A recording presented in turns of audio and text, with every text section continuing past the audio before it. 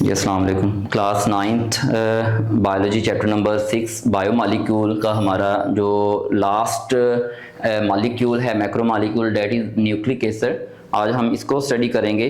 First of all जो है हम वर्ड को जो अगर हम डिस्क्राइब करें, so as you see that nucleic acid, so जो न्यूक्लिक टर्म है it is derived from nucleus. So as you see that, तो इसके साथ हम वर्ड एसिड यूज़ कर रहे हैं। जब न्यूक्लियस को जो है डिस्कवर किया गया तो उसकी जो नेचर थी, उसको केमिकल नेचर देखा गया तो इट वाज एसिडिक, तो जिस वजह से हमने इसको न्यूक्लिक एसिड का नाम दिया। सो न्यूक्लिक एसिड हमारे पास इसकी जो है 2 टाइप्स हैं फर्दर हमारे पास। तो number 1 DNA and number 2 RNA. So ये हमारी इस चैप्टर के अंदर 1 बाय 1 हम डिटेल के अंदर इनको स्टडी करेंगे।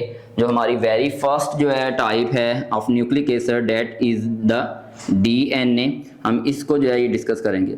डीएनए के वर्ड को अगर हम यहाँ पे डिस्क्राइब करें तो ये पूछा जाता है व्हाट इज़ डीएनए। तो सिंपल अगर हम इसको डिस्क्राइब करें, so it is deoxy ribo nucleic acid. Deoxy ribo nucleic acid simply. जबकि आरएनए हमारे पास जो है ये राइबो न्यूक्लिक एसिड है। As you see that, so it is word description. जो हमारे पास वर्ड है that is DNA, it is abbreviation of deoxy ribo nucleic acid, but it is not definition. ये डेफिनेशन नहीं है, हमने जस्ट जो वर्ड है, जो लफ्ज है, हमने उसको जो यहाँ पे हमने उसको इलेबोरेट किया, उसको डिस्क्राइब किया। तो अगर हम इसकी डेफिनेशन की बात करें तो हमारे पास जो डेफिनेशन है इसकी proper definition, so it is a poly nucleotide molecule. ये इसकी फुल फ्लैज जो है इसकी डेफिनेशन है, जो प्रॉपर डेफिनेशन है। It is poly nucleotide. Poly mean many.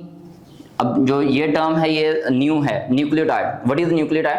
So nucleotide जो है इसकी फर्दर जो है हमारे पास 3 कंपोनेंट के ऊपर बेस करता है। इट्स मीन कि अगर हम डीएनए के मॉलिक्यूल की बात कर रहे हैं, एक 1 डीएनए सब यूनिट की बात कर रहे हैं, सो ये बहुत ज़्यादा जो न्यूक्लियोटाइड के मॉलिक्यूल होते हैं उसका कम है। जैसे कि हमने प्रोटीन की बात की थी, तो protein are made from polymers of amino acid. बहुत से अमाइनो एसिड जो है, number of 1000 amino acid, let's suppose हम कहते हैं कि हमारे पास 100 से 1000 न्यूक्लियोटाइड जो है जब आपस में ज्वाइन करते हैं तो एक डीएनए बनता है हमारे पास। सो न्यूक्लियोटाइड को फर्दर जो है हम देखें, सो इट हैज़ फर्दर जो है 3 कंपोनेंट्स। इसके 3 जो है कंपोनेंट्स हैं। And number 1 are pentose sugar, इसमें मौजूद होती है। एंड नंबर 2 और नाइट्रोजनस बेस, इसमें नाइट्रोजनस बेसिस जो है पाई जाती हैं।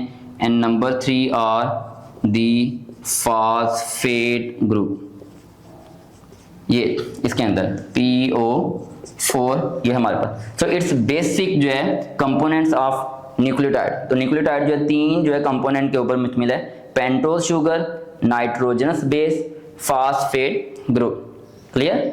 So that is the poly nucleotide molecule. तो ये कंपोनेंट जब बहुत ज़्यादा जो है 1000 के अंदर 100 to 1000 जब यूनाइट करते हैं तो हमारे पास एक डीएनए मॉलिक्यूल बनता है। अब हमारे पास जो पेंटोज शुगर है, it is further 2 types of sugar and that is the number 1 are ribose sugar and number 2 are deoxyribose sugar. So it is 2 types of sugar. Clear? जो pentose sugar है ये हमारे पास 2 तरह की है और it depend upon the oxygen जो है एटम। अगर हम इसका स्ट्रक्चर को देखें थोड़ा सा, ये हम पहले भी जो है डिस्कस कर चुके हैं कार्बोहाइड्रेट के अंदर।